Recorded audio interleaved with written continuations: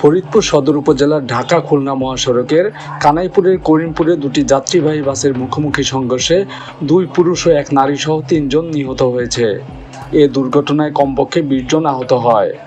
আহতদের উদ্ধার করে ফরিদপুর মেডিকেল কলেজ হাসপাতালে ভর্তি করা হয়েছে। প্রত্যক্ষদর্শী ও হাইওয়ে পুলিশ জানায়, চুয়াডাঙ্গা থেকে ছেড়ে আসা ঢাকাগামী রয়্যাল পরিবহনের একটি বাসের সাথে বিপরীত দিক থেকে আসা মাগুরাগামী রিক এন্টারপ্রাইজের মুখোমুখি সংঘর্ষ হয়। সংঘর্ষে দুটি বাসের সামনের পুরো অংশ দুমড়ে মুচড়ে যায়। ওয়ালটন এখন দেশের সীমানা পেরিয়ে পৌঁছে গিয়েছে 50টিরও বেশি দেশে।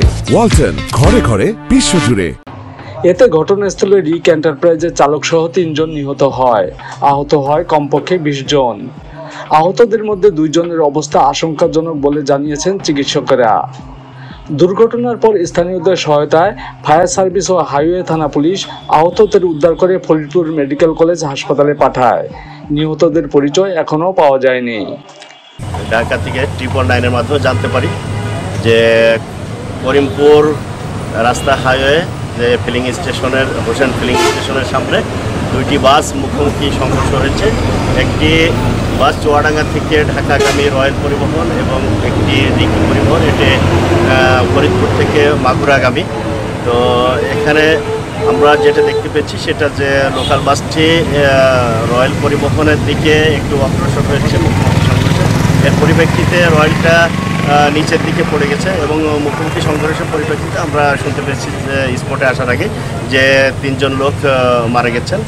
প্রথম আমরা রাস্তায় দাঁড়ানো ছিলাম, দেখলাম যে ফরিদপুর থেকে একটা লোকাল বাস আসতেছে অনেক দ্রুত গতিতে, বুঝছেন। তারপর আসার পরে দিক থেকে ওই রয়্যাল এক্সপ্রেস আসতেছে, ওইখানে যায় মুখোমুখি সংঘর্ষ মেরে দিল লোকাল বাসটা মেরে দেওয়ার পরে মনে হয় আমরা দ্রুত দৌড়ে গেলাম, যাই দেখি অনেক আহত অবস্থার রুগী পড়ে আছে, কেউ মারা গেছে, কেউ মাথা ফেটে গেছে, হাত ভেঙে গেছে।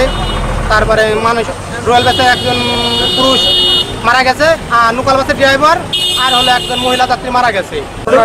লোকাল গাড়ি খুব স্পিডে ছিল, তারপরে ওই আইসে সেরে রয়্যাল গাড়ি মাইরে রয়্যাল গাড়ি ধাক্কা নিয়ে ড্রাইভার এটা মরছে আর একটা প্যাসেঞ্জার মরছে।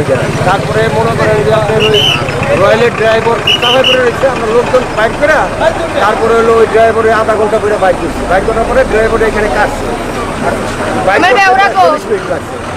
40 মিনিট পরে বাইক করে তারা আবার হাসপাতালে পাঠা গেছে।